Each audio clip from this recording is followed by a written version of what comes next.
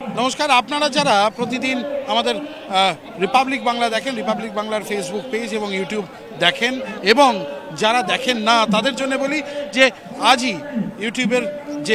YouTube subscribe করে নিন আমাদের ইউটিউবে চ্যানেল, এবং ফেসবুকের আমাদের পেজটিকে লাইক এবং শেয়ার করতে ভুলবেন না।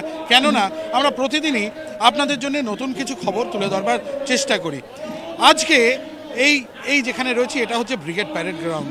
এই ব্রিগেডে আজ রাজনৈতিক সমাবেশ নয়, ধর্মীয় সনাতনী ভারতের সমাবেশকে তুলে ধরবার চেষ্টা। আজ এখানেই লক্ষ্য কণ্ঠে গীতা পাঠের আসর বসিয়েছিলেন মহারাজ সাধু সন্তরা। তারা কি করলেন?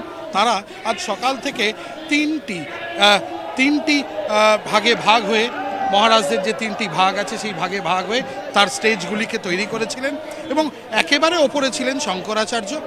তিনি গোটা ভারতের, গোটা সনাতনী ভারতের ঐক্যের ডাক দিলেন। তিনি বললেন যে রাজনীতি ছাড়া ভারত কখনোই পূর্ণ নয়। তাই রাজনীতিকে জানতে গেলে এই গীতাকে জানতে হবে, এই মহাভারতকে জানতে হবে। মহাভারত এবং ভারতকে জানার দায়িত্ব আমাদের। আর এর পাশাপাশি আজ লক্ষ্যকণ্ঠে গীতা পাঠ হলো। গীতার যে কটি অধ্যায়কে পঠন করা হলো তার ভেতরে রয়েছে শঙ্খযোগ, তার ভেতরে অর্জুন বিষাদ যোগ, বিশেষ করে মানুষের মনকে অন্যভাবে নাড়া দেয়। আসলে আমরা যখন খুব কষ্টে থাকি, খুব মনের ভেতরে বিষাদ যোগায়, মনের ভেতরে যখন বিষাদ অনেক বেশি স্পষ্ট হয়ে ওঠে, তখন এই অর্জুন বিষাদ যোগ আমাদের নতুন করে ভাবতে শেখায় যে কি করে তুমি তোমার জীবনকে অতিবাহিত করবে, কি করে তুমি তোমার জীবনকে এগিয়ে নিয়ে চলবে। আর ঠিক সেই বার্তা গোটা ভারতের মানুষের কাছে পৌঁছে দেবার কাজটাই করছেন ভারতের সনাতনী ভারতের যে সন্তরা, তারা এই মুহূর্তে তারা বার্তা দিচ্ছেন যে ভারত আবার জগৎ সভায় নতুন করে আসন লবে, শ্রেষ্ঠ আসন লবে।